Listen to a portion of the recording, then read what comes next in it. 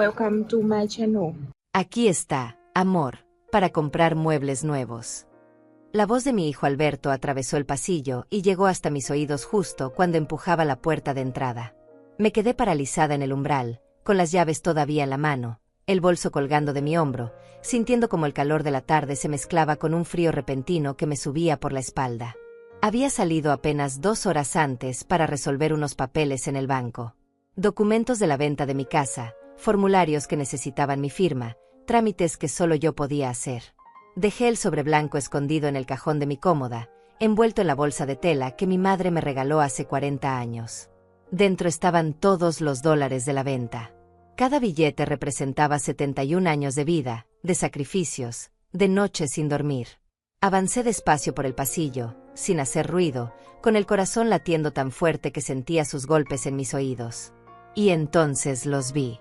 Alberto estaba parado en medio de la sala, sonriendo como un niño orgulloso de su travesura, extendiendo ese sobre blanco hacia Diana. Mi sobre. Mi dinero. Mis 71 años convertidos en un regalo para su esposa. Diana lo tomó con las 2 manos, sus ojos brillando con esa mezcla de codicia y triunfo que te hace sentir un escalofrío. Sus uñas rojas arrancaron el sobre y comenzó a contar los billetes con una velocidad que me hizo entender que esto no era improvisado. Ya lo habían planeado. Ya sabían exactamente cuánto había ahí dentro. ¿Cuánto es?, preguntó ella sin dejar de contar, sus labios moviéndose en silencio mientras sus dedos pasaban de billete en billete. Alberto se acercó más, mirando por encima de su hombro, embobado, como si estuviera viendo el tesoro más grande del mundo. Todo lo que necesitamos, respondió él. Con esto podemos cambiar toda la sala. El sofá nuevo que querías, la mesa de centro, las lámparas. Todo. Me quedé ahí, invisible en el marco de la puerta, sintiendo como cada palabra era una piedra que caía sobre mi pecho. Todo lo que necesitamos. Como si mi vida entera, condensada en ese sobre, fuera simplemente un catálogo de muebles por comprar. Como si los años que pasé levantando esa casa que tuve que vender no significaran nada. Fue entonces cuando Diana levantó la vista y me vio. Su rostro se transformó en un segundo. La sonrisa desapareció. Los ojos se abrieron desmesuradamente. El sobre casi se le cae de las manos. Y entonces vino el grito que todavía resuena en mi cabeza. ¿Dónde está ella? Voy a acabar con esa vieja. El silencio que siguió fue tan denso que casi podía tocarlo. Alberto se giró tan rápido que tropezó con sus propios pies. Me vio ahí, parada en el pasillo, con mi bolso todavía colgando del hombro. Su cara se puso blanca como el papel. Por un instante, solo un instante, vi vergüenza en sus ojos. Pero desapareció tan rápido como llegó. Mamá, tartamudeó, y su voz sonaba como la de un niño atrapado robando dulces. No es. Yo pensé que. Tú dijiste. No terminó ninguna de esas frases. Solo se quedó ahí, mirándome, esperando que yo dijera algo, que gritara, que llorara, que hiciera cualquier cosa que le permitiera tomar el control de la situación. Pero yo no dije nada. Simplemente caminé hacia ellos, despacio, sintiendo como mis piernas temblaban pero obligándolas a seguir adelante. Cada paso resonaba en el piso de madera. Cada paso me acercaba más a esa escena que no podía ser real, que tenía que ser una pesadilla de la que iba a despertar en cualquier momento. Diana apretó el sobre contra su pecho como si fuera un escudo. Alberto me dijo que era un regalo, escupió mirándome con esos ojos llenos de desafío. Que tú querías ayudarnos con la casa. Que para eso vendiste tu casita vieja. Casita vieja. Así llamó a la casa donde crié a mi hijo. La casa donde planté un jardín que nunca floreció como yo quería, pero que igualmente cuidé durante años. La casa donde pasé noches enteras cosiendo ropa para que Alberto tuviera que ponerse cuando su padre nos abandonó. Dame el sobre, dije, y mi voz sonó extraña hasta para mí. Ronca. Grave. Distante. Como si viniera de otra persona. Ese dinero no es tuyo. Alberto dio un paso adelante, poniéndose entre Diana y yo. Mamá, cálmate. Podemos hablar de esto. No es para tanto. No es para tanto. Esas 4 palabras me golpearon más fuerte que cualquier grito. No es para tanto que tu hijo entre a tu habitación sin permiso. No es para tanto que revise tus cajones. No es para tanto que tome todo el dinero que tienes en el mundo. No es para tanto que te lo entregue a su esposa como si fuera un trofeo ganado. ¿Cómo entraste a mi habitación?, pregunté mirando fijamente a Alberto. ¿Cómo supiste dónde estaba el dinero? Él miró hacia el suelo, incapaz de sostenerme la mirada. Yo te vi guardándolo hace unos días. La puerta estaba abierta. No fue a propósito. Mentira. La puerta de mi habitación nunca está abierta. Siempre la cierro, desde que me mudé a esta casa que ellos eligieron, esta casa de alquiler con paredes delgadas y muebles que no escogí. Siempre la cierro porque es el único espacio que siento mío en un lugar donde todo pertenece a otros. Devuélveme mi dinero, repetí, esta vez mirando directamente a Diana. Ahora. Ella rió. Fue una risa corta, amarga, llena de desprecio. ¿Ok? ¿Vas a llamar a la policía contra tu propio hijo? ¿Vas a hacer un escándalo por unos dólares que de todas formas algún día serán de él? Unos dólares. Como si fueran monedas encontradas en el sofá. Como si no representaran todo lo que tengo. Como si no fueran la única seguridad que me queda en este mundo. No son unos dólares, dije, y sentí como algo se quebraba en mi voz. Es todo lo que tengo. Es el resultado de vender la casa donde viví 30 años. Es mi futuro, mi vejez, mi tranquilidad. Alberto finalmente encontró el coraje para mirarme a los ojos. Mamá, ya no eres joven. ¿Para qué necesitas tanto dinero guardado? Vives con nosotros. Te damos techo y comida. No tienes gastos. Ese dinero está mejor invertido en algo útil, en algo que todos podamos disfrutar. Algo útil. Como un sofá nuevo. Como una mesa de centro que combine con las cortinas. Como lámparas importadas que iluminen esta sala que nunca se siente como hogar. Eso era útil para él. Mi seguridad, mi tranquilidad, mi independencia, no lo eran. Este es mi dinero, dije lentamente, pronunciando cada palabra como si fuera la última que diría en mi vida. Lo gané yo. Es mío. Y nadie tiene derecho a tomarlo sin mi permiso. Diana dio un paso hacia atrás, apretando el sobre con más fuerza. Alberto es tu hijo. Todo lo tuyo es de él. Así funcionan las familias. Así funcionan las familias. Según ella, las familias eran lugares donde los hijos podían robar a sus madres y llamarlo amor. Donde las nueras podían gritar que iban a acabar con la vieja y considerarlo normal. Donde una mujer de 71 años no tenía derecho a su propio dinero porque ya estaba demasiado vieja para necesitarlo. Dame el sobre, Diana, dije dando un paso hacia ella. No voy a repetirlo. Ella retrocedió más, sus ojos moviéndose de mí a Alberto, esperando que él hiciera algo, que me detuviera, que tomara el control. Y él lo hizo. Se interpuso entre nosotras, con las manos levantadas como si yo fuera un peligro. Mamá, basta. Mira cómo te estás poniendo. Vas a enfermarte. Vamos a tu cuarto, te recuestas un rato, y cuando estés más tranquila hablamos. Más tranquila. Como si el problema fuera mi estado de ánimo y no el robo que acababan de cometer. Como si lo que necesitara fuera calmarme y no justicia. No voy a ningún lado sin mi dinero, dije firme. Diana aprovechó ese momento. Corrió hacia el pasillo, hacia su habitación, con el sobre apretado contra su pecho. La escuché cerrar la puerta con llave. El sonido del pestillo resonó en toda la casa como una sentencia final. Alberto me miró con una mezcla de frustración y algo que podría haber sido lástima. Ahora mira lo que hiciste. La asustaste. Mañana hablamos cuando todos estemos más calmados. Se dio vuelta y caminó hacia su habitación, dejándome ahí, sola en medio de la sala, rodeada de sus cosas, sus muebles, sus fotos en las paredes. Me quedé inmóvil, escuchando cómo la puerta de su habitación se cerraba con un clic suave. El reloj de pared marcaba las 3:30 de la tarde. Afuera, el mundo seguía su curso normal. Los pájaros cantaban. Los carros pasaban por la calle. El sol brillaba con esa intensidad cruel del verano. Caminé despacio hacia mi habitación. Cada paso me pesaba como si llevara piedras en los zapatos. La puerta estaba completamente abierta. Ni siquiera se habían molestado en cerrarla después de entrar a revisar mis cosas. El cajón de mi cómoda estaba entreabierto.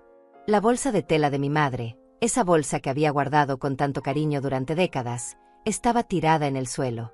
Vacía. Arrugada. Pisoteada. Me senté en el borde de mi cama y miré esa bolsa en el suelo. Las manos me temblaban. Las piernas me temblaban. Todo mi cuerpo parecía vibrar con una energía que no sabía cómo liberar. Cerré los ojos y vi mi casa. La pequeña casa azul con el jardín terco. La cocina donde preparé miles de comidas. La sala donde celebramos cumpleaños modestos. El baño donde lloré tantas veces después de que el padre de Alberto nos dejó con deudas y promesas rotas. Había vendido todo eso. Cada recuerdo. Cada rincón. Para tener seguridad. Para no ser una carga. Para tener algo mío en un mundo que siempre me pidió que diera sin esperar nada a cambio. Y mi hijo acababa de quitármelo como quien toma una galleta de un frasco. Abrí los ojos y me levanté. Caminé hacia el espejo sobre la cómoda y me miré. 71 años me devolvieron la mirada. Cabello completamente blanco. Arrugas profundas. Manos con manchas de edad. Una mujer vieja, pensé. Eso es lo que ven. Una mujer invisible, fácil de engañar, sin voz. Pero mis ojos todavía brillaban. Todavía había fuego ahí. Y en ese momento, mirándome en ese espejo manchado, sentí algo que no había sentido en años. No era tristeza. No era miedo. Era claridad. Una claridad fría y brillante que me mostraba exactamente lo que tenía que hacer. Esa noche no cené con ellos. Me quedé en mi habitación, sentada en el borde de la cama, mirando la bolsa de tela vacía que había recogido del suelo. La sostuve entre mis manos durante horas, acariciando la tela gastada, recordando el día que mi madre me la dio. Fue en mi cumpleaños número 30, poco después de que el padre de Alberto nos abandonara. Guarda aquí lo importante, me había dicho ella. Lo que nadie debe tocar. Y yo obedecí durante 41 años. Escuché sus voces en la sala. Risas. El tintineo de copas. Música suave de fondo. Estaban celebrando. Celebrando mi dolor. Celebrando el robo. Celebrando los muebles nuevos que comprarían con mi vida convertida en dólares. En algún momento, Alberto tocó mi puerta. Mamá, ¿no vas a cenar? Dayana hizo pollo asado. Su voz sonaba normal, casual, como si nada hubiera pasado apenas unas horas antes. No respondí. Escuché sus pasos alejarse por el pasillo. Más tarde, mucho más tarde, cuando la casa finalmente se quedó en silencio, salí de mi habitación. Eran pasadas las 2 de la madrugada. Caminé descalza por el pasillo, evitando los tablones que crujían, hasta la cocina. Necesitaba agua. Necesitaba aire. Necesitaba pensar. La cocina estaba iluminada apenas por la luz de la luna que entraba por la ventana. Y entonces lo vi. Sobre la mesa del comedor, había revistas abiertas. Catálogos de muebles. Páginas marcadas con post-its amarillos. Calculadora. Listas escritas a mano con la letra de Dayana. Sofá seccional, $2,000. Mesa de centro italiana, 800. Lámparas de pie, 300 cada una. Seguí leyendo, sintiendo como cada número era una puñalada. Había una hoja aparte, doblada a la mitad. La abrí. Era un presupuesto completo. No solo para la sala. También para su habitación. Cabecera nueva, 1,200. Tocadores, 900. Espejo de cuerpo completo, 500. Al final, un total escrito en rojo y subrayado 3 veces, $12,800. Casi todo lo que yo había guardado. Me senté en una de las sillas, con esas hojas temblando en mis manos. Entonces vi algo más. Un folder manila medio escondido bajo una de las revistas. Lo saqué. Adentro había impresiones de páginas web. Casas en venta. Apartamentos. Lugares más grandes, más modernos, en barrios mejores. Todos con precios que ellos jamás podrían pagar solos. Pero había algo más inquietante. Una hoja con anotaciones de Dayana. Convencer a Carmen de vender fue el primer paso. Ahora necesitamos que el dinero aparezca como nuestro. Si ella lo tiene guardado, no podemos usarlo para el enganche de la casa nueva. Alberto tiene que hablar con ella, hacerla entender que es por el bien de todos. Si se niega, Buscar otra forma. Otra forma. Leí esas dos palabras una y otra vez. Otra forma de quitarme mi dinero. Otra forma de despojarme de lo único que tenía. Esto no había sido un impulso. No había sido un error. Había sido planeado. Calculado. Ejecutado con precisión mientras yo confiaba ciegamente en mi hijo. Volví a mi habitación con el folder escondido bajo el brazo. Me temblaba todo el cuerpo, pero no de miedo. Era rabia. Una rabia fría que empezaba a solidificarse en mi pecho como hielo. Me senté en la cama y saqué mi teléfono viejo del cajón de la mesita de noche. Tenía que documentar todo esto. Fotografié cada página del folder, cada anotación, cada lista, cada cálculo.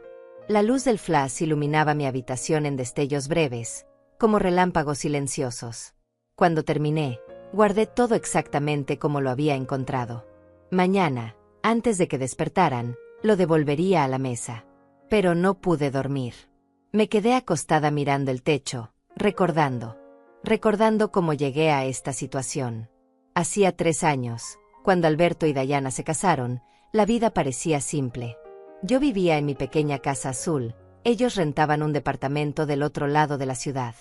Nos veíamos los domingos para comer. Todo era cordial, distante, seguro. Entonces Dayana quedó embarazada. O eso dijeron. Recuerdo el día que vinieron a darme la noticia. Ella tenía las manos sobre su vientre plano, sonriendo con esa sonrisa que ahora reconozco como falsa. Vamos a necesitar una casa más grande, dijo Alberto. Un lugar donde el bebé pueda crecer. Donde tú también puedas estar con nosotros, mamá. Para que nos ayudes. Me emocioné. Un nieto. La posibilidad de ser abuela. De tener propósito nuevamente. De no estar tan sola en esa casa que se sentía cada vez más vacía. Encontramos una casa perfecta, continuó Dayana. 3 habitaciones. Una para nosotros, una para el bebé, una para ti. Jardín grande. Barrio tranquilo. Pero el alquiler es alto. Necesitaríamos ayuda. Yo tenía ahorros entonces. No mucho, pero algo. Ofrecí contribuir con una parte del alquiler cada mes. No, mamá, dijo Alberto tomando mi mano. No queremos que pagues alquiler. Queremos que vivas con nosotros. Como familia. Tú nos ayudas con el bebé, nosotros te cuidamos a ti. Todos ganamos. Sonaba perfecto. Demasiado perfecto. Pero yo quería creerlo. Quería creer que mi hijo me necesitaba, que yo todavía tenía valor, que mi vida no se había terminado solo porque había envejecido. Así que acepté. Vendí algunos muebles que no cabían en la habitación que sería mía.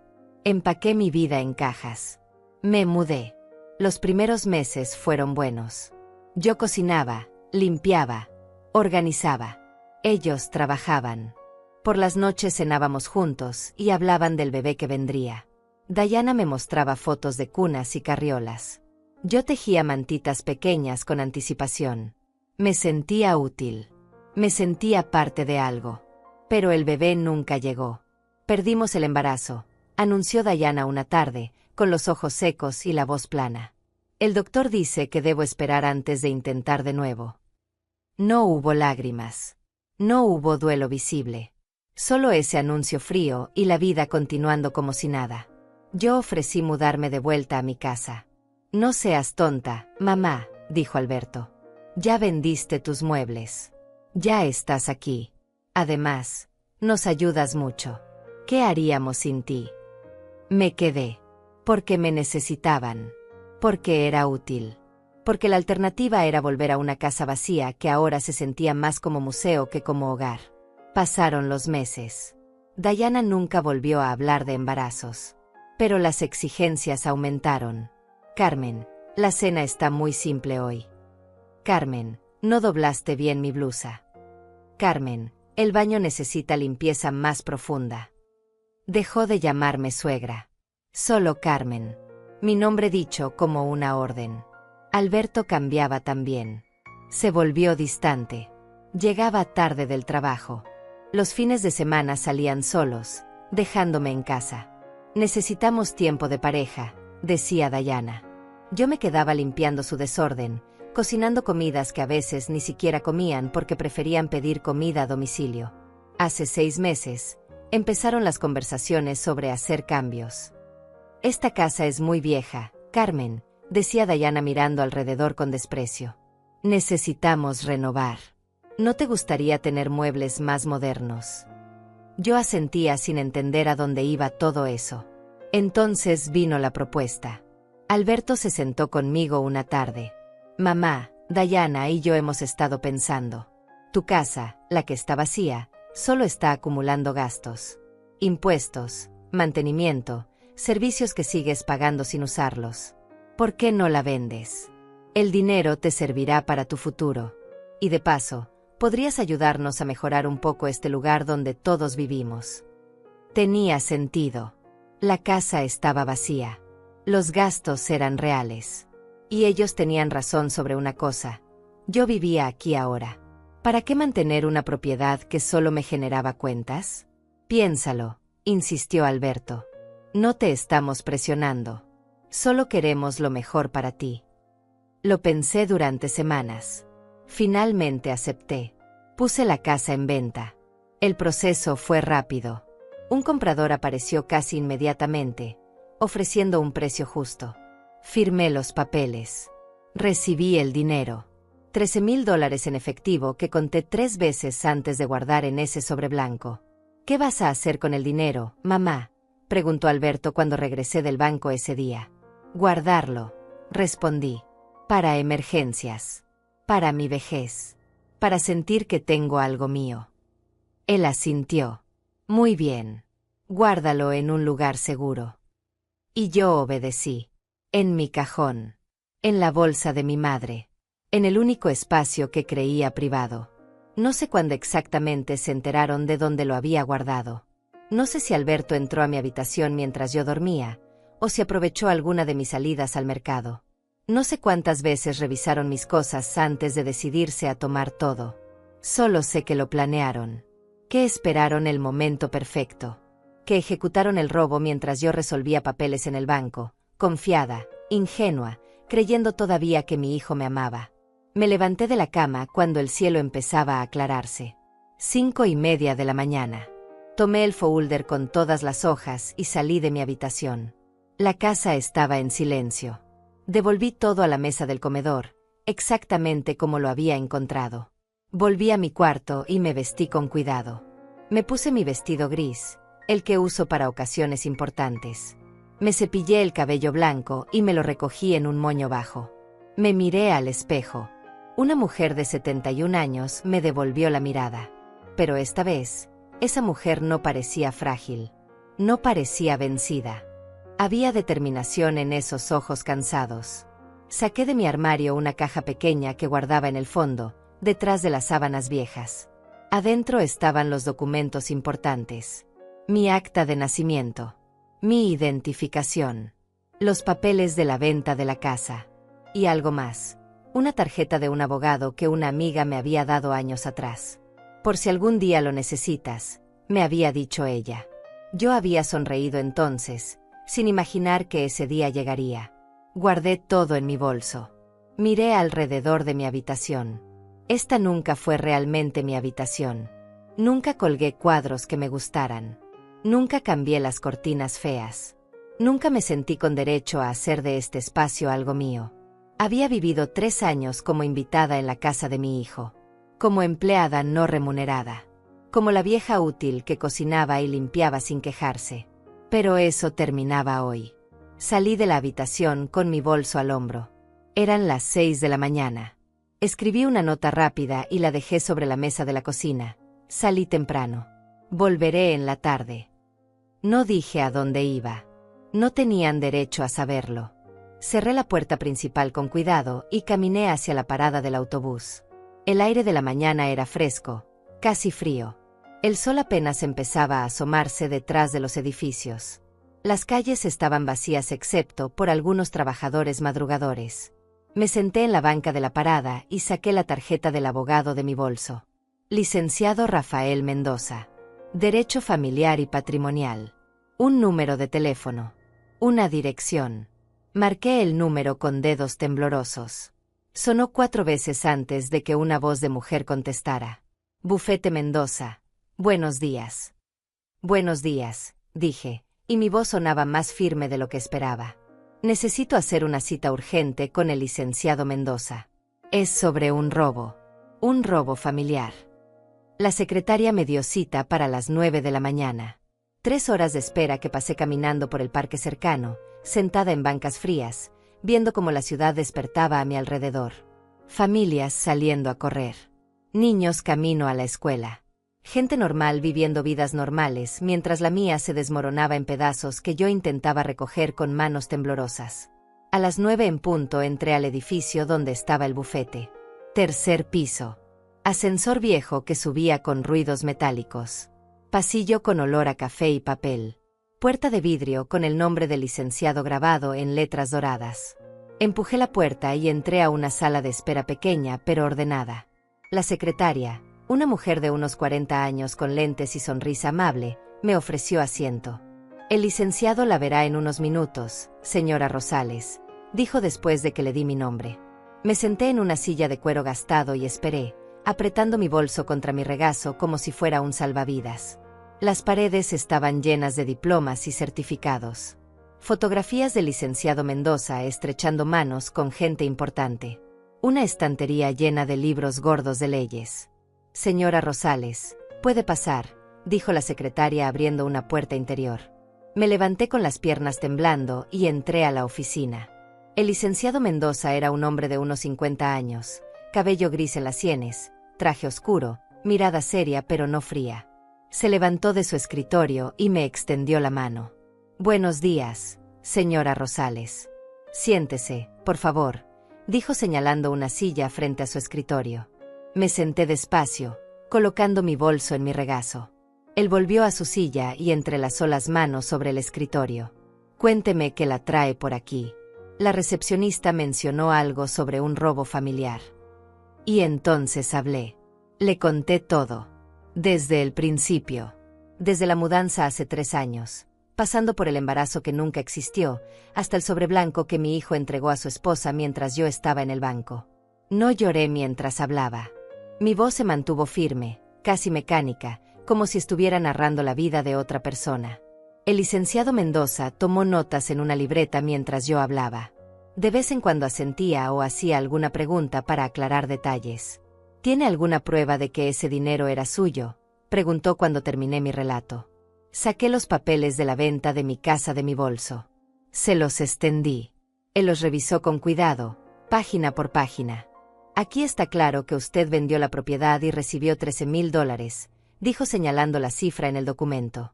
¿Depositó ese dinero en algún banco? Negué con la cabeza. Lo guardé en efectivo en mi habitación. En un sobre blanco, dentro de una bolsa de tela. Vi la expresión de su rostro cambiar ligeramente. Eso complica las cosas, señora Rosales.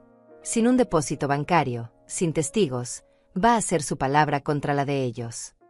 Sentí como algo se hundía en mi pecho. Pero tengo esto, dije sacando mi teléfono.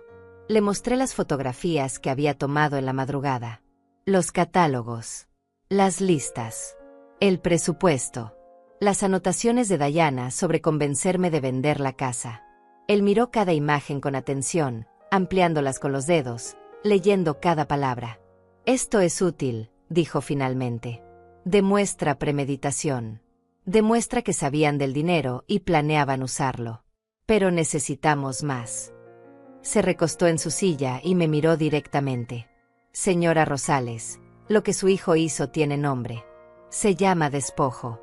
Es un delito. Pero los casos entre familiares son complicados. Los jueces tienden a buscar conciliación, especialmente cuando se trata de padres e hijos.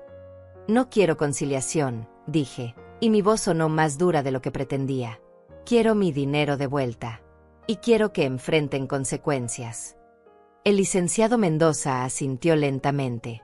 Entiendo su posición. Y tiene todo el derecho de sentirse así. Pero necesito que entienda el proceso. Primero, vamos a enviar una carta de demanda legal. Les daremos 72 horas para devolver el dinero. Si no responden o se niegan, procedemos con una denuncia formal. ¿Y si se gastaron el dinero? Pregunté sintiendo como el pánico empezaba a trepar por mi garganta. ¿Y si ya compraron esos muebles? El licenciado respiró profundo. Entonces tendremos que embargar los bienes adquiridos con su dinero. Eventualmente recuperará lo que es suyo, señora Rosales. Pero puede tomar tiempo. Tiempo. Esa palabra resonó en mi cabeza. ¿Cuánto tiempo me quedaba? 71 años. Cada día más cerca del final. Cada día que pasaba sin ese dinero era un día de inseguridad, de dependencia, de miedo. ¿Qué más puedo hacer?, pregunté. ¿Hay alguna forma de acelerar esto? El licenciado se inclinó hacia adelante. Puede hacer una denuncia por robo directamente en la fiscalía. Con eso, la investigación se vuelve penal, no solo civil.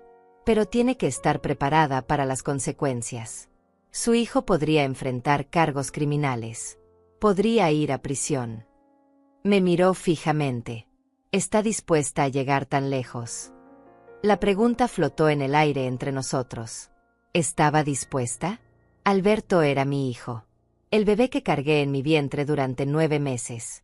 El niño al que enseñé a caminar, a leer, a ser buena persona. O al menos eso creía. ¿Estaba dispuesta a enviarlo a la cárcel? Cerré los ojos y vi de nuevo la escena. Lo vi entregándole el sobre a Dayana. Lo vi sonriendo mientras ella contaba mi vida en billetes. Lo escuché decir para comprar muebles nuevos, como si mi dolor no importara. Sí, dije abriendo los ojos. Estoy dispuesta. El licenciado Mendoza asintió. Muy bien. Entonces esto es lo que vamos a hacer. Primero, usted no puede regresar a esa casa.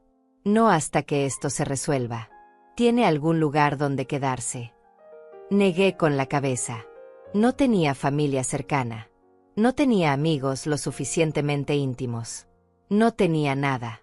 Hay un albergue para mujeres en situación vulnerable, dijo el licenciado escribiendo una dirección en un papel.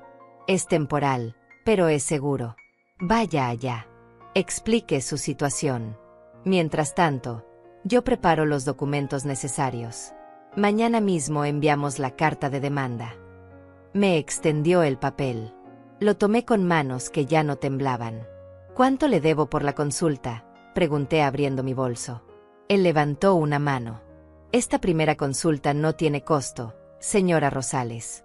Cuando recupere su dinero, hablamos de honorarios.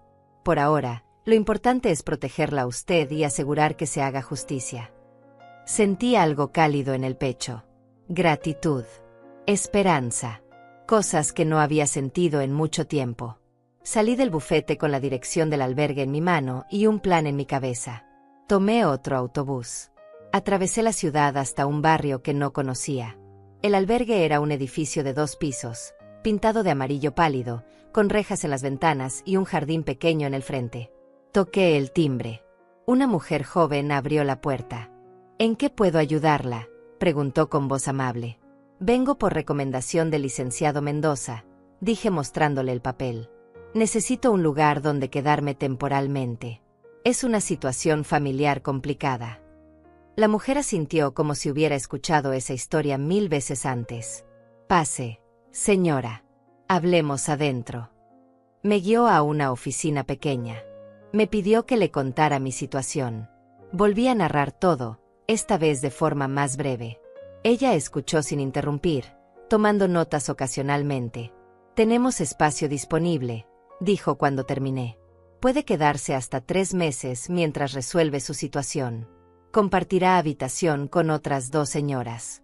Hay reglas de convivencia, horarios de comida, tareas de limpieza compartidas. Acepto todo, dije sin pensarlo 2 veces. Cualquier cosa era mejor que volver a esa casa. Me mostró las instalaciones. Habitaciones sencillas con literas. Baños compartidos. Una cocina comunitaria. Una sala con televisión vieja y sofás gastados. No era lujo, pero era seguro. Era un techo que nadie podía quitarme mientras estuviera ahí. ¿Necesita regresar a buscar sus cosas?, preguntó la encargada. Pensé en mi habitación. En el armario con mi ropa. En las pocas pertenencias que había llevado cuando me mudé. Sí, dije. Pero no puedo ir sola. Tengo miedo de lo que puedan hacer. La mujer asintió comprensiva. Podemos acompañarla. Hay un procedimiento para estos casos. Contactamos a la policía, ellos van con usted, recoge sus cosas bajo supervisión, y nadie puede detenerla. Esa misma tarde, 3 horas después, regresé a la casa acompañada de 2 oficiales de policía. Toqué el timbre con el corazón latiendo tan fuerte que sentía sus golpes en mis oídos. Diana abrió la puerta. Su cara de sorpresa al verme con los policías fue casi cómica. «¿Qué es esto?», preguntó con voz chillona. «Vengo por mis pertenencias», dije con voz firme. «Los oficiales están aquí para asegurar que pueda recoger mis cosas sin problemas». Uno de los policías, un hombre alto de unos 30 años, dio un paso adelante. «Señora, necesitamos que permita el acceso. Es un procedimiento legal. La señora Rosales tiene derecho a recuperar sus pertenencias». Diana no tuvo más opción que hacerse a un lado. Entré a la casa con los oficiales detrás de mí. Alberto salió de la sala, con cara de confusión. «Mamá, ¿qué está pasando?». No le respondí. Caminé directamente a mi habitación. Saqué mi maleta vieja del armario y empecé a empacar. Ropa, zapatos, fotografías, los documentos que me quedaban. Todo lo que era mío. Alberto apareció en la puerta de la habitación. «Mamá, esto es ridículo. ¿Por qué trajiste a la policía? Podemos hablar». Me giré a mirarlo. «Ya no hay nada de qué hablar, Alberto. Me robaste. Tú y tu esposa me robaron lo único que tenía. Y ahora enfrentarán las consecuencias». Su cara se puso pálida. «No fue robo. Fue un malentendido. Íbamos a devolvértelo». «Mentiroso», dije, y esa palabra salió como un látigo. Encontré sus planes, sus listas, sus cálculos. Lo tenían todo planeado. Convencerme de vender mi casa, quitarme el dinero, gastarlo en sus caprichos. Alberto abrió la boca, pero no salió ningún sonido. Diana apareció detrás de él, con los brazos cruzados y expresión desafiante. «Ese dinero está mejor con nosotros que guardado en un cajón», dijo ella. «Eres una anciana. ¿Qué vas a hacer con todo ese dinero? Nosotros lo estamos invirtiendo en el hogar donde vives». Me acerqué a ella hasta quedar a centímetros de su cara. «Yo ya no vivo aquí. Y ese dinero era mío para decidir qué hacer con él. No tuyo. No de Alberto. Mío». Terminé de empacar en silencio. Los policías esperaron pacientemente. Cuando cerré la maleta, la levanté y caminé hacia la puerta. Me detuve en el umbral y me giré una última vez. «Recibirán una carta de mi abogado», dije mirándolos a ambos. «Tienen 72 horas para devolver cada dólar que me quitaron. Si no lo hacen, los veré en la corte. Y si es necesario, en la cárcel». Salí de esa casa con mi maleta, escoltada por los 2 oficiales, sintiendo como cada paso me alejaba de 3 años de humillación. No miré atrás. No lloré. Solo seguí caminando hasta que llegué al carro patrulla que me llevaría de vuelta al albergue. Mientras el vehículo se alejaba, vi por el espejo lateral como Alberto y Diana se quedaban parados en la entrada, con las caras pálidas y las expresiones de quien acaba de entender que subestimó gravemente a su víctima. El albergue se convirtió en mi refugio esos primeros días. Compartía habitación con 2 mujeres mayores como yo. Teresa, de 68 años, que había escapado de un hijo adicto que le robaba la pensión. Y Marta, mi tocaya, de 73, cuya familia la había internado en un asilo sin su consentimiento para quedarse con su casa. Cada noche, en esas literas incómodas, compartíamos nuestras historias. Y descubrí que no estaba sola. Que había un ejército silencioso de mujeres mayores siendo despojadas por sus propias familias. La carta del licenciado Mendoza llegó a la casa de Alberto al segundo día.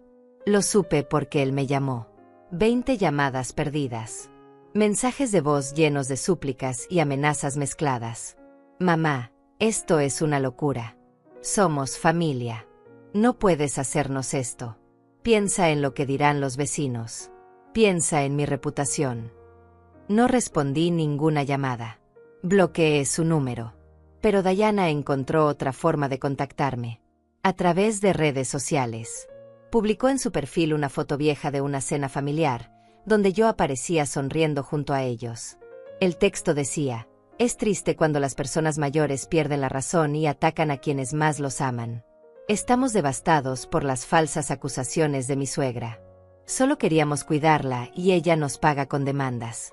Oren por nosotros en estos momentos difíciles. Los comentarios se llenaron de mensajes de apoyo para ella. ¡Qué terrible! Pobrecitos. Los viejos a veces se vuelven malagradecidos. Seguro tiene demencia y no sabe lo que hace. Leí cada comentario sintiendo como la rabia se mezclaba con algo peor, la impotencia de ver cómo manipulaba la narrativa, cómo se pintaba como víctima cuando era la ladrona. Teresa me encontró llorando en el baño comunitario esa noche. ¿Qué pasó, Carmen?, preguntó sentándose junto a mí en el piso frío.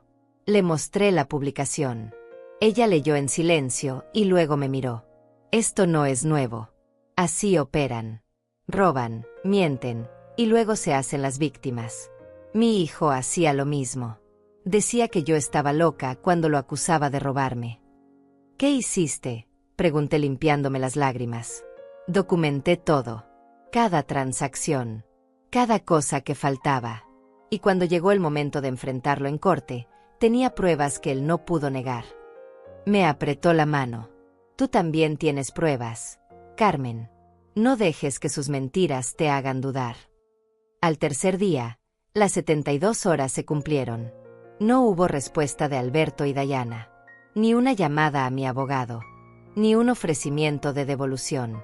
Nada. Solo silencio y esa publicación en redes sociales, recolectando más comentarios de personas que no conocían la verdad. El licenciado Mendoza me llamó esa tarde. Señora Rosales, como no respondieron a la carta, vamos a proceder con la denuncia formal. Necesito que venga mañana a la fiscalía conmigo. Esa noche no pude dormir. Me quedé mirando el techo de la habitación, escuchando los ronquidos suaves de Teresa y los suspiros ocasionales de Marta. Pensé en lo que significaba el día siguiente. Denunciar formalmente a mi hijo. Iniciar un proceso que podría destruir lo que quedaba de nuestra relación. Pero entonces recordé sus palabras. Ya no eres joven. ¿Para qué necesitas tanto dinero? Recordé la sonrisa de Dayana contando mis billetes. Recordé el grito: voy a acabar con esa vieja. Y supe que no tenía otra opción. Esto ya no era solo sobre el dinero. Era sobre dignidad. Era sobre demostrar que las mujeres mayores no somos desechables. Que nuestras vidas tienen valor. Que nadie tiene derecho a despojarnos de lo que ganamos con décadas de sacrificio. A las 6 de la mañana me levanté, me bañé, me vestí con el mismo vestido gris que había usado para mi primera cita con el abogado. Me miré al espejo del baño. La mujer que me devolvió la mirada ya no era la misma que había llegado al albergue hace 3 días. Había determinación en esos ojos. Había fuerza. A las 9 llegué a la fiscalía con el licenciado Mendoza. El edificio era gris, frío, lleno de gente con historias tristes escritas en sus caras. Nos sentamos a esperar nuestro turno. ¿Está lista?, preguntó el licenciado. Asentí. Más que nunca. Cuando nos llamaron, entramos a una oficina donde un fiscal joven, no mayor de 35 años, revisó nuestros documentos. Despojo agravado por vínculo familiar, dijo leyendo la denuncia que el licenciado había preparado. $13,000. Tiene pruebas. Le mostramos todo. Los papeles de la venta. Las fotografías de los planes de Dayana. La publicación en redes sociales que, irónicamente, demostraba que sabían de la situación y no negaban el conflicto, solo cambiaban la narrativa. El fiscal tomó notas. Voy a girar una orden de presentación. Ellos tendrán que venir a declarar. Mientras tanto, vamos a solicitar un embargo preventivo sobre sus cuentas bancarias. Sentí algo parecido al alivio. Las cosas se estaban moviendo. La justicia, lenta pero segura, empezaba a girar sus engranajes. Salimos de la fiscalía con copias de la denuncia formal. Ahora esperamos, dijo el licenciado Mendoza. Puede tomar algunas semanas, pero créame, señora Rosales, vamos por buen camino. Le agradecí y regresé al albergue sintiendo que, por primera vez en días, podía respirar un poco más tranquila. Pero la tranquilidad duró poco. Esa misma noche, Alberto encontró la forma de contactarme. Apareció en la puerta del albergue. La encargada me avisó. Hay un hombre aquí que dice ser su hijo. No puede entrar, pero está pidiendo hablar con usted. Bajé con el corazón acelerado. Lo vi a través de la reja de entrada. Se veía terrible. Ojeras profundas. Ropa arrugada. Cabello despeinado. Mamá, por favor, dijo con voz quebrada. Necesitamos hablar. Esto se salió de control. Me acerqué a la reja, pero no la abrí. ¿Trajiste mi dinero?, pregunté directamente. Él bajó la mirada. No tenemos todo. Gastamos parte en el anticipo de unos muebles. Pero podemos devolverlo poco a poco. Te firmo lo que sea. Solo retira la denuncia. ¿Cuánto gastaron?, pregunté sintiendo como la rabia volvía a trepar. 4.000, murmuró. Quedan 9.000. El resto lo tenemos guardado. $4.000. En menos de una semana. En muebles que ni siquiera necesitaban.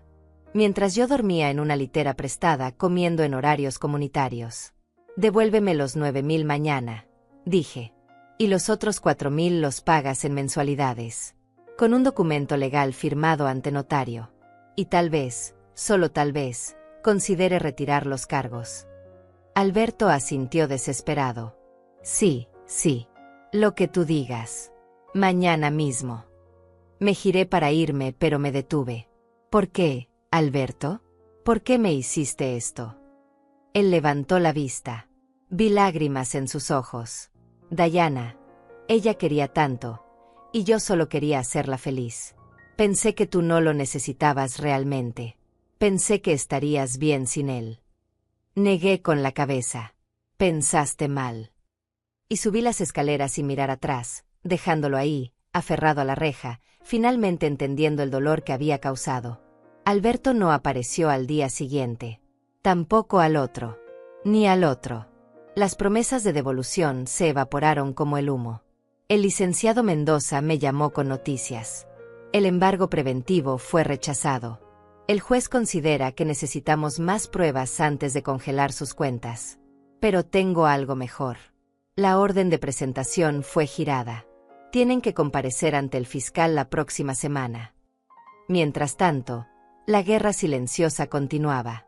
Diana publicó otro post, esta vez con una foto del sobrevacío que supuestamente había encontrado en la basura. Miren lo que encontramos. El famoso sobre del dinero que según mi suegra le robamos. Estaba vacío, tirado entre sus cosas. Creemos que ella misma escondió el dinero y ahora no recuerda dónde. Es doloroso ver cómo la vejez afecta la mente. Los comentarios volvieron a llenarse de pena por ellos. Pero esta vez yo estaba preparada. Saqué capturas de pantalla de todo. Cada publicación. Cada comentario. Cada mentira documentada. El licenciado sonrió cuando se las mostré. Esto es oro, señora Rosales. Están cavando su propia tumba. Cada publicación es evidencia de que saben del conflicto y están intentando manipular la opinión pública. Eso no lo hace alguien inocente. En el albergue, la vida continuaba con su rutina simple. Despertaba a las 6. Ayudaba en la cocina preparando el desayuno para todas. Limpiaba mi área. Asistía a los talleres que ofrecían. Terapia grupal los martes. Tejido los jueves. Y cada noche, conversaciones largas con Teresa y Marta sobre nuestras batallas compartidas contra familias que nos veían como objetos descartables. Una tarde, mientras tejía en la sala comunitaria, recibí una llamada de un número desconocido. Dudé antes de contestar, pero algo me hizo aceptar la llamada. Abuela Carmen. La voz era joven, temblorosa, familiar. ¿Marta?, pregunté sintiendo como mi corazón se aceleraba. Marta. Mi nieta. La hija de Alberto que estudiaba en otra ciudad. Hacía meses que no hablábamos.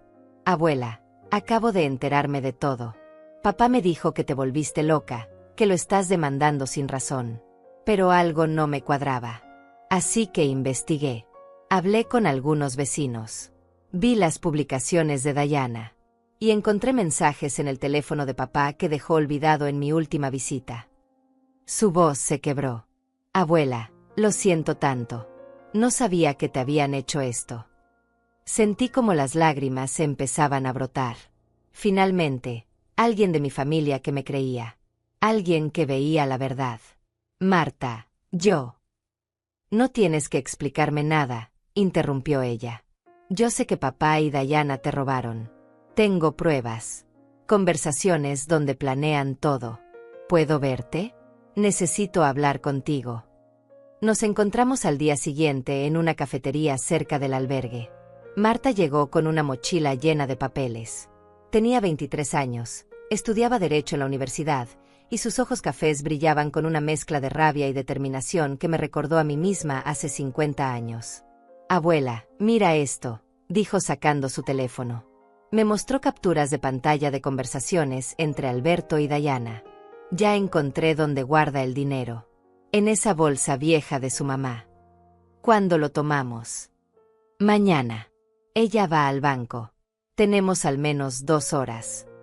Perfecto. Ya escogí los muebles. Con eso alcanza para todo lo que queremos. Leí cada mensaje sintiendo como la última esperanza de que hubiera sido un malentendido se desvanecía. Estaba todo ahí. La premeditación. El plan. La ejecución. Hay más, dijo Marta deslizando a otras conversaciones. Mira esto. Es de hace 6 meses. Leí con horror. Tenemos que convencerla de que venda la casa. Es la única forma de conseguir dinero rápido. ¿Y si se niega? No lo hará. La manipularé. Le diré que es por su bien. Que los gastos la están ahogando. Mi mamá siempre cede cuando cree que me está ayudando. Marta, esto. Empecé a decir, pero ella me interrumpió. Es suficiente para hundirlos, abuela. Esto demuestra todo. Y yo voy a testificar. Voy a contarle al fiscal exactamente lo que encontré. Voy a ayudarte a recuperar tu dinero. La abracé en medio de esa cafetería, sin importarme quién nos viera. Por primera vez en semanas, no me sentía sola. Tenía una aliada. Tenía a alguien que peleaba conmigo. Marta vino conmigo al bufete del licenciado Mendoza. Le mostramos todo. Las conversaciones. Las pruebas. Él las revisó con ojos que se iban abriendo cada vez más. Esto cambia todo, señora Rosales. Con estos mensajes, el caso deja de ser su palabra contra la de ellos. Ahora tenemos evidencia documental irrefutable. Miró a Marta. ¿Estás dispuesta a declarar contra tu padre? Marta no dudó ni un segundo. Sí. Lo que hizo está mal. No puedo quedarme callada. El licenciado asintió con aprobación. Muy bien. Voy a presentar esta evidencia nueva ante el fiscal. Esto va a acelerar todo. Y así fue. 2 días después, Alberto y Diana recibieron una citación urgente. Ya no era solo para declarar. Era para enfrentar cargos formales con pruebas contundentes. La noche antes de la audiencia, Alberto me llamó desde otro número. Su voz sonaba desesperada. Mamá, Marta me traicionó. Nos traicionó a todos. ¿Cómo pudiste ponerla en nuestra contra? Yo no puse a nadie en contra de nadie, respondí con calma. Marta eligió el lado de la verdad. Algo que tú olvidaste hacer hace mucho tiempo. Van a arrestarnos, dijo con voz temblorosa. El abogado nos dijo que con esas pruebas podríamos ir a la cárcel. Todo por un dinero que de todas formas algún día sería mío. No, lo corregí. Todo por robarme, por traicionarme, por tratarme como si no valiera nada. Mamá, por favor, retira todo. Te devolvemos el dinero. Los 9.000 que quedan. Hoy mismo. ¿Y los 4.000 que ya gastaron? Pregunté. Silencio. Vamos a conseguirlos. De alguna forma. Pero por favor, no me metas a la cárcel. Piensa en lo que eso significaría para mi futuro. Para mi trabajo. Para todo. Respiré profundo.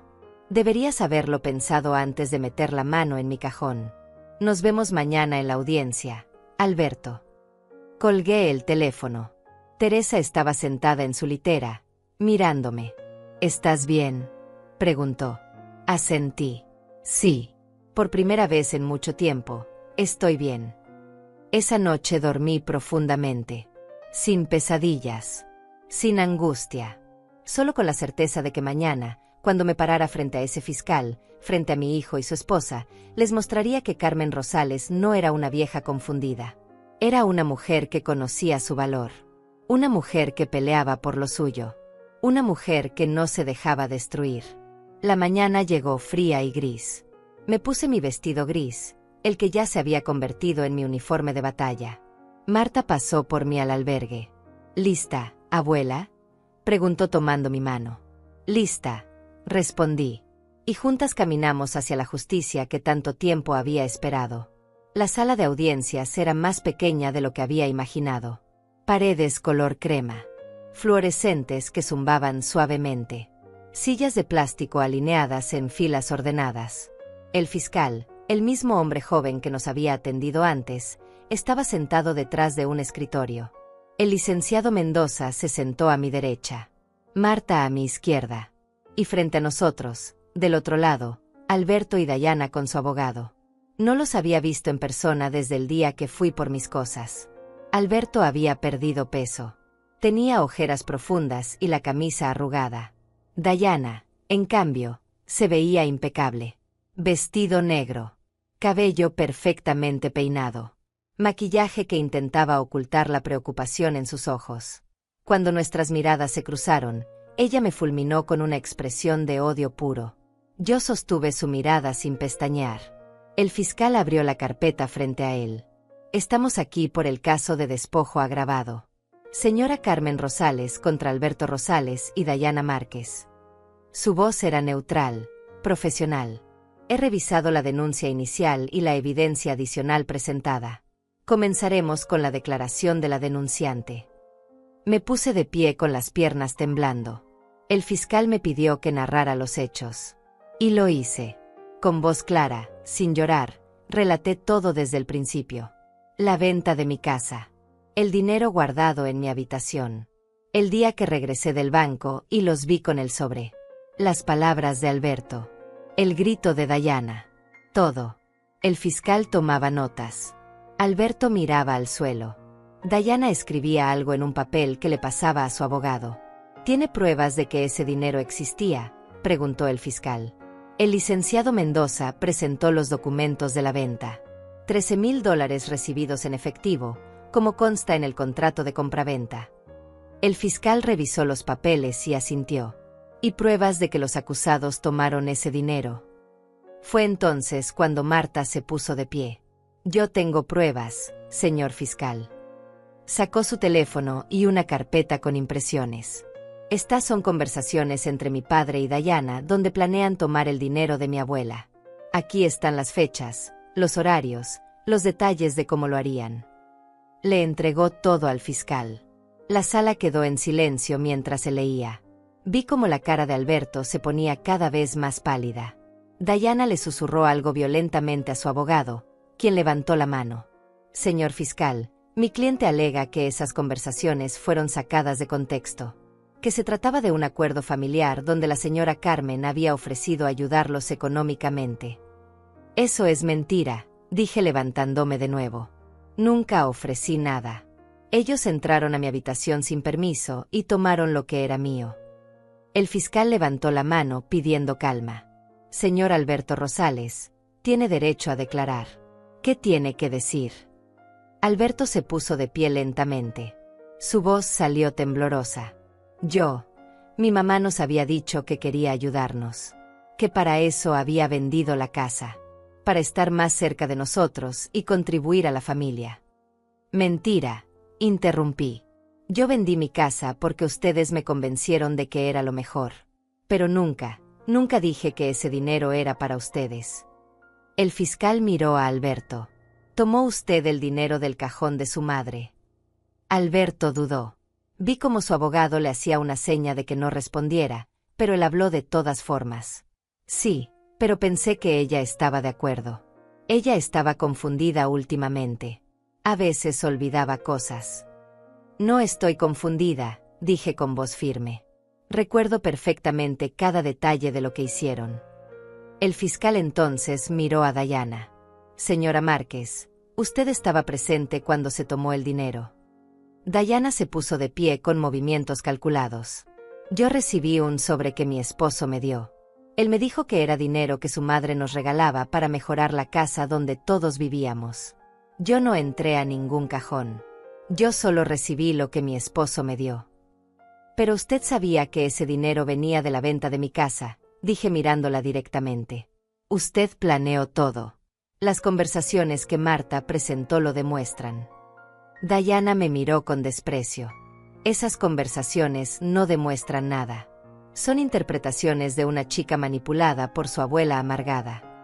Marta se puso de pie inmediatamente. No estoy manipulada. Estoy del lado de la verdad. Ustedes robaron a mi abuela y ahora intentan hacerla ver como si estuviera loca. El fiscal golpeó su escritorio. Orden, por favor. Señorita Marta, usted vive con los acusados. No, señor. Vivo en otra ciudad estudiando Derecho. Pero visito a mi familia regularmente. ¿Y cómo obtuvo estas conversaciones?, preguntó el fiscal señalando las impresiones. Mi padre dejó su teléfono desbloqueado durante mi última visita. Yo tenía dudas sobre lo que estaba pasando porque mi abuela había desaparecido de repente. Así que revisé sus mensajes y encontré toda la verdad. El abogado de Alberto se puso de pie. Señor fiscal, esas conversaciones fueron obtenidas de manera ilegal. No pueden ser usadas como evidencia. El licenciado Mendoza se levantó inmediatamente. Las conversaciones fueron obtenidas por un familiar directo, no por autoridades. Y demuestran claramente premeditación y dolo en el delito cometido. Son completamente admisibles. El fiscal revisó sus notas. Tengo suficiente para continuar con el proceso. Hay evidencia de que existía el dinero. Hay confesión de que fue tomado sin consentimiento expreso. Y hay pruebas de premeditación. Voy a solicitar que los acusados devuelvan la totalidad del dinero en un plazo máximo de 10 días. Si no lo hacen, procederemos con cargos criminales formales que podrían incluir pena de cárcel. Alberto se derrumbó en su silla. Diana se mantuvo rígida, pero vi cómo sus manos temblaban. Su abogado pidió un receso para hablar con sus clientes. El fiscal accedió. 15 minutos. Salimos de la sala. Marta me abrazó. Lo estás haciendo bien, abuela. Muy bien. El licenciado Mendoza sonreía. El fiscal está de nuestro lado. Las pruebas son contundentes. Van a tener que devolver el dinero o enfrentar consecuencias serias.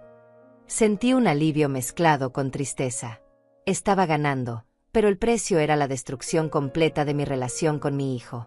Cuando regresamos a la sala, el abogado de Alberto pidió la palabra.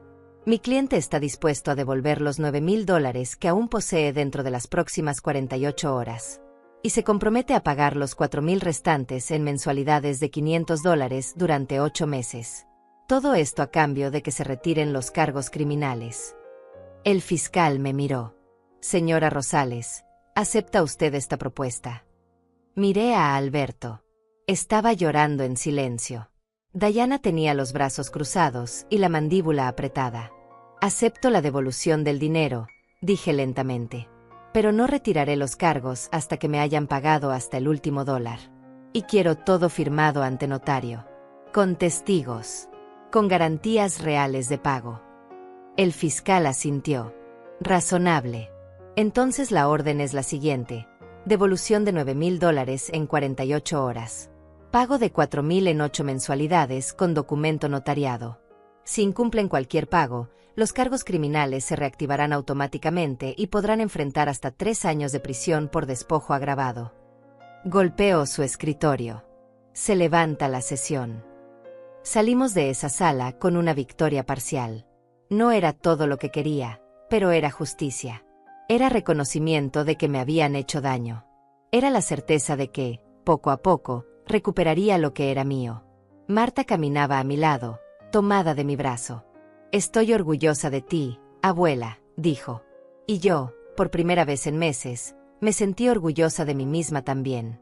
Las 48 horas pasaron como arrastrándose. Cada minuto era una eternidad de dudas. ¿Realmente devolverían el dinero? ¿O buscarían alguna forma de escapar? El licenciado Mendoza me llamó la tarde del segundo día. Señora Rosales, me contactó el abogado de su hijo. Están listos para hacer la devolución. Mañana a las 10 de la mañana en mi oficina. Con notario presente. Esa noche dormí inquieta. Soñé con el sobre blanco. Soñé con mi casa azul. Soñé con una versión más joven de Alberto, el niño que solía abrazarme y decirme que era la mejor mamá del mundo. Me desperté con las mejillas húmedas y el corazón pesado. Teresa me encontró sentada en la litera a las 5 de la mañana. ¿No pudiste dormir?, preguntó con voz suave. Hoy recupero mi dinero, dije. Debería sentirme feliz. Pero solo me siento vacía. Llegué a la oficina del licenciado Mendoza con media hora de anticipación. Marta ya estaba ahí esperándome. No iba a perdérmelo, dijo tomando mi mano. A las 10 en punto, la puerta se abrió. Entraron Alberto, Dayana y su abogado. Alberto llevaba un sobre Manila. Sus ojos estaban rojos, hinchados. No me miró directamente. El notario, un señor mayor con lentes gruesos, organizó los documentos sobre el escritorio. Procedemos con la devolución de $9,000 por parte del señor Alberto Rosales a la señora Carmen Rosales, y la firma de un pagaré notariado por los $4,000 restantes, pagaderos en 8 mensualidades de $500 cada una. Su voz era monótona, como si hiciera esto todos los días. Alberto colocó el sobre Manila sobre el escritorio. El notario lo abrió y comenzó a contar. Billetes de 100, de 50, de 20. Los contó 2 veces para asegurar la cantidad exacta. $9,000 confirmados, anunció finalmente. Deslizó el sobre hacia mí. Lo tomé con manos que temblaban ligeramente. Ese sobre no era el mismo que habían robado. Era nuevo, impersonal, pero el dinero era el mismo. Ahora el documento de pagaré, continuó el notario. Colocó varios papeles frente a Alberto. Aquí reconoce la deuda de $4,000. Se compromete a pagar $500 el día 5 de cada mes durante 8 meses. El primer pago vence el 5 del próximo mes. Si incumple algún pago, la totalidad de la deuda se vence inmediatamente y se reactivan los cargos penales. ¿Está de acuerdo? Alberto asintió sin decir palabra. Firmó cada página con movimientos mecánicos. Dayana permanecía sentada con los brazos cruzados, mirando hacia la ventana, como si no estuviera realmente ahí. Cuando Alberto terminó de firmar, el notario me pasó los documentos. Señora Rosales, por favor revise y firme como acreedora. Leí cada línea cuidadosamente. Todo estaba ahí. Las cantidades, las fechas, las consecuencias del incumplimiento. Firmé sintiendo un nudo en la garganta. El notario selló todo con su sello oficial. Listo. Cada parte recibe una copia. Este documento tiene validez legal total. Guardó una copia en su portafolio y nos entregó las nuestras. Hubo un silencio incómodo. Alberto finalmente levantó la vista y me miró. Mamá, yo. No, lo interrumpí. No hay nada más que decir. Hiciste lo que tenías que hacer para cumplir con la ley. Eso no borra lo que hiciste. Vi cómo sus ojos se llenaban de lágrimas. Lo siento. De verdad lo siento. Nunca quise lastimarte. Pero lo hiciste, dije con voz firme. Me lastimaste de la peor manera posible. Me robaste. Me mentiste. Me hiciste sentir que no valía nada. Y lo peor de todo es que lo hiciste conscientemente, con premeditación, mientras yo confiaba en ti. Alberto agachó la cabeza. Dayana se levantó bruscamente de su silla. Ya terminamos aquí, dijo con voz cortante. Cumplimos con lo que el fiscal ordenó. No tenemos que escuchar más sermones. Me miró con ojos fríos.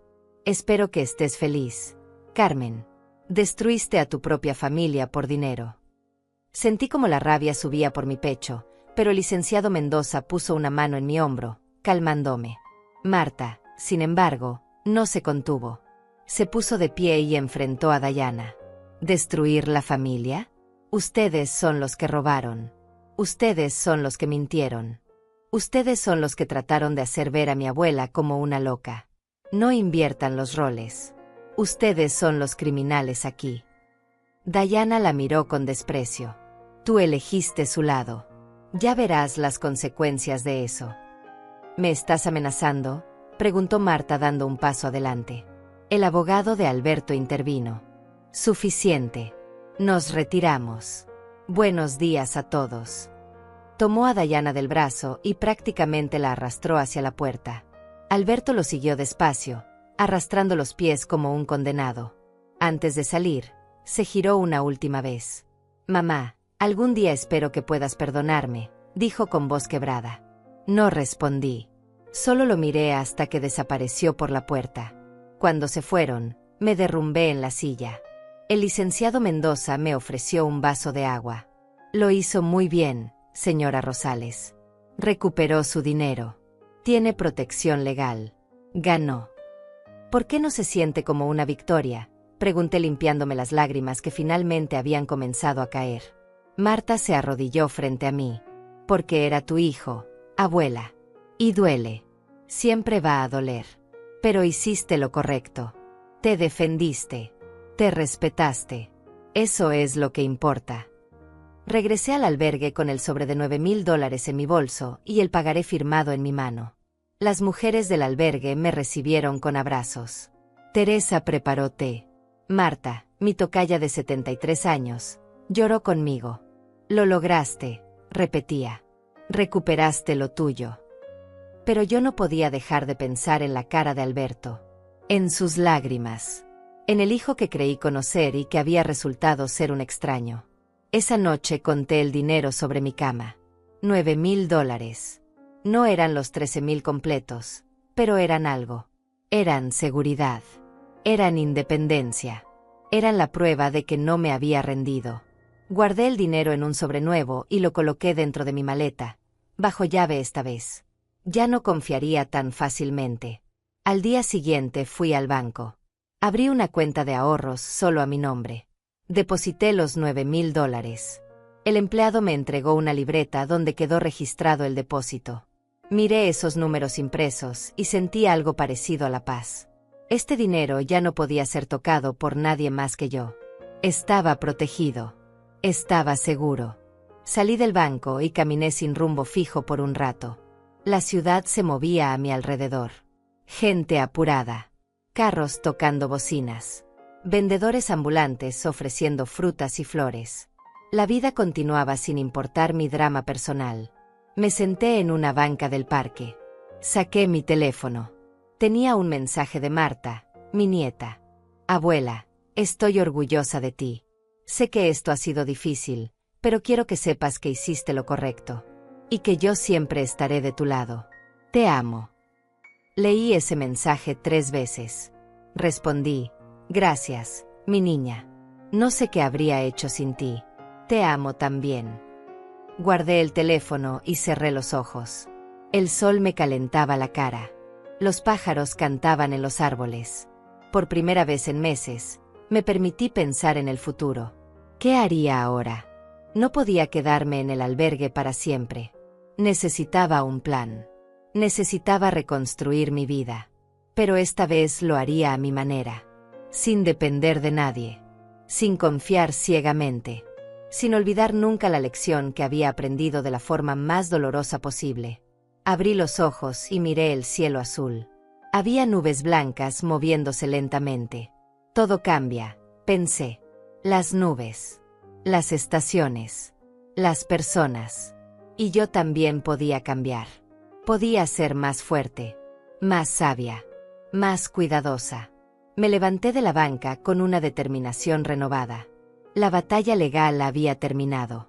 Ahora comenzaba la batalla de reconstruirme a mí misma. Los días siguientes fueron de planificación silenciosa. Marta venía a visitarme al albergue cada fin de semana. Traía revistas de apartamentos, listados de rentas accesibles, información sobre programas de vivienda para personas mayores. No vas a quedarte aquí para siempre, abuela, decía con determinación. Vamos a encontrarte un lugar tuyo. Un lugar donde nadie pueda entrar sin tu permiso. Encontramos un apartamento pequeño en un edificio antiguo pero bien mantenido.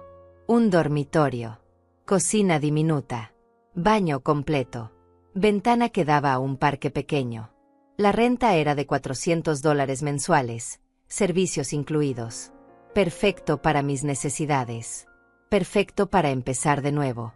Firmé el contrato con manos temblorosas. Era mío. Completamente mío. El día que me mudé, Teresa y Marta de Tocaya vinieron a despedirse. Nos abrazamos largo rato en la entrada del albergue. Gracias por acompañarme en lo peor, les dije. Teresa me apretó las manos. Tú nos diste fuerza a nosotras también, Carmen. Nos mostraste que sí se puede pelear, que sí se puede ganar. Me fui de ese lugar con lágrimas en los ojos, pero esperanza en el corazón. Mi nieta Marta me ayudó con la mudanza. No tenía muchas cosas. Mi maleta con ropa. Algunas fotografías que había rescatado. Los documentos importantes. Compramos lo básico, un colchón sencillo, sábanas, almohadas, ollas, platos, cubiertos. Nada lujoso. Todo funcional. Mientras armábamos mi nueva vida, ella me contó que había cortado contacto con su padre. Le dije que no puedo respetar a alguien que le hace eso a su propia madre, explicó mientras colgaba cortinas en la ventana. Me gritó. Me dijo que era una traidora. Que Dayana tenía razón sobre mí. Pero no me importa, abuela. Yo sé quién tiene razón aquí. Sentí orgullo y culpa mezclados. Orgullo de tener una nieta tan íntegra. Culpa de que mi situación hubiera roto también su relación con su padre. El primer mes en mi nuevo apartamento fue de ajuste. Aprendí las rutas de los autobuses. Encontré el mercado más cercano. Conocí a mis vecinos. Doña Daniela del apartamento de al lado, una señora de 80 años con sonrisa perpetua. Don José del piso de abajo, viudo de 75 que jugaba dominó en el parque cada tarde. Gente buena. Gente simple. Gente que no me pedía nada más que un saludo cordial. El día 5 del mes siguiente llegó. Primer pago de la mensualidad. Esperé todo el día. A las 6 de la tarde, recibí una transferencia bancaria. $500 exactos. Sin mensaje. Sin llamada. Solo el pago. Alberto estaba cumpliendo. Me sentí aliviada y triste al mismo tiempo. Aliviada porque significaba que recuperaría todo mi dinero. Triste porque esa transferencia fría era ahora toda nuestra relación, una obligación legal sin amor de por medio. Los meses pasaron. Cada día 5, la transferencia llegaba puntual. $500. Una y otra vez.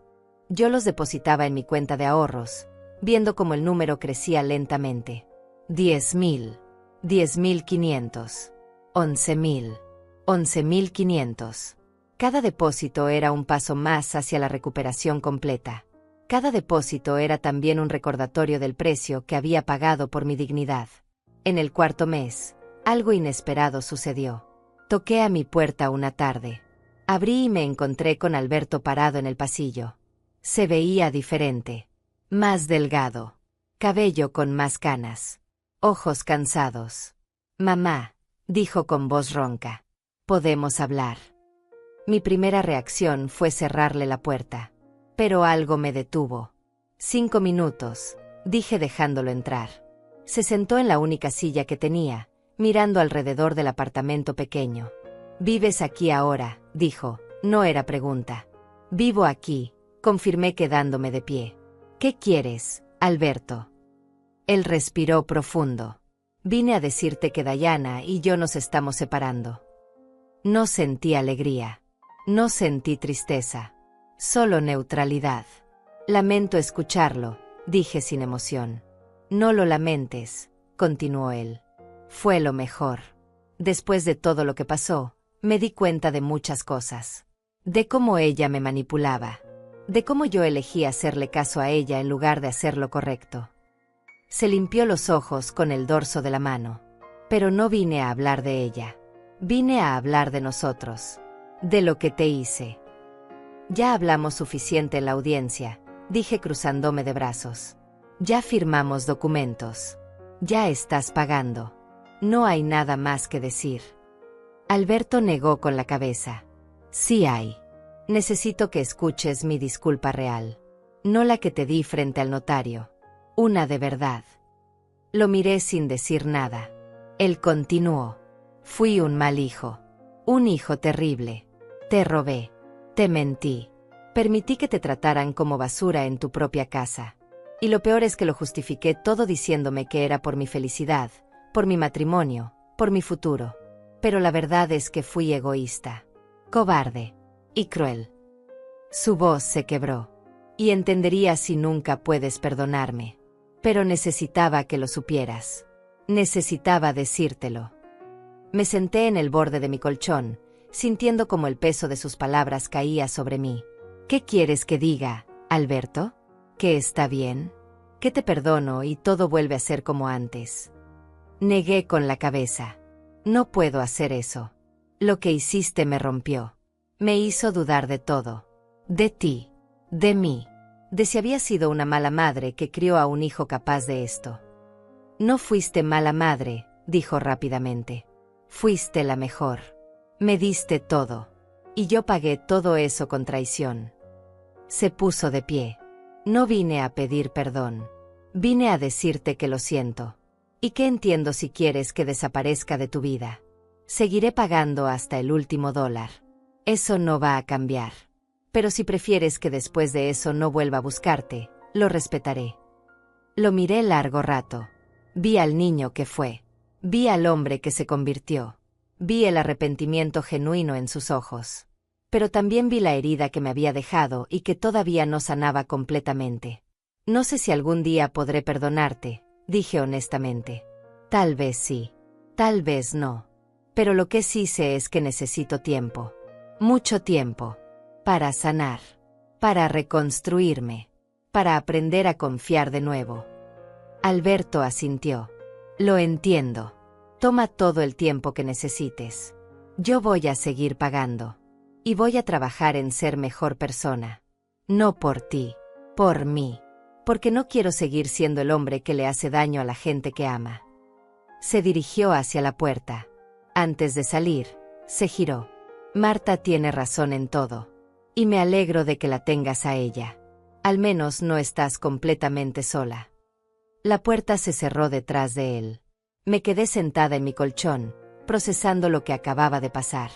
No sentía el cierre que esperaba. No sentía reconciliación.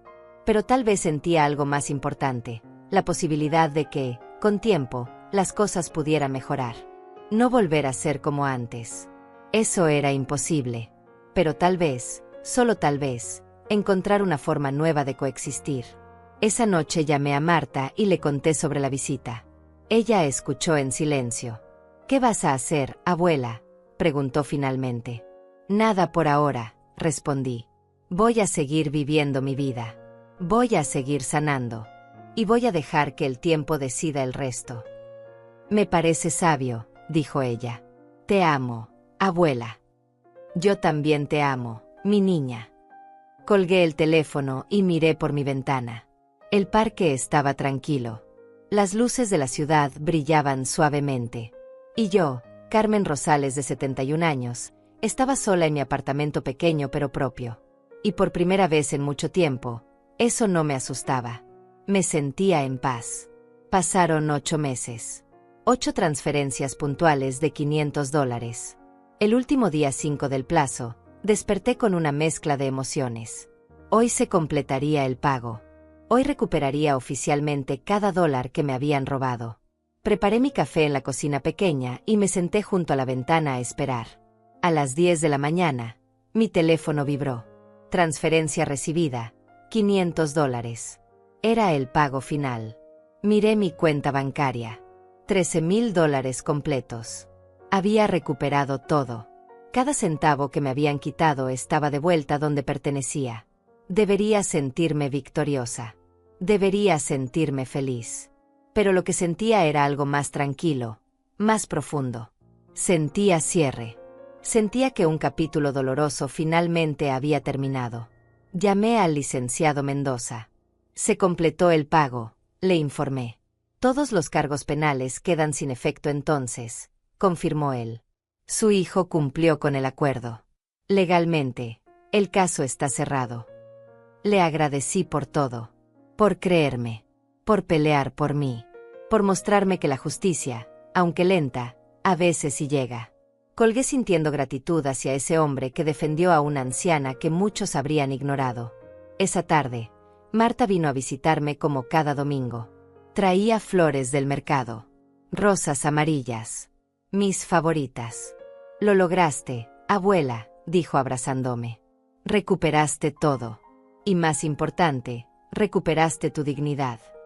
Preparé té y nos sentamos juntas en el sofá que había comprado con mis propios ahorros. Un sofá modesto pero cómodo. Elegido por mí. Pagado por mí. Nadie podía quitármelo. ¿Has sabido algo de papá?, preguntó Marta con cuidado. Negué con la cabeza. Después de aquella visita hace meses, no lo he vuelto a ver. Solo las transferencias puntuales. Nada más. Marta asintió. Él me escribió la semana pasada. Dice que está en terapia. Que está trabajando en sí mismo.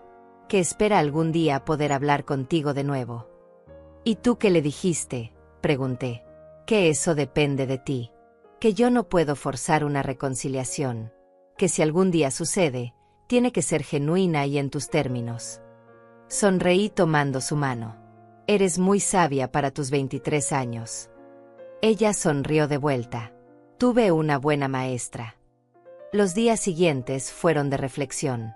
Caminaba por el parque cada mañana. Saludaba a mis vecinos.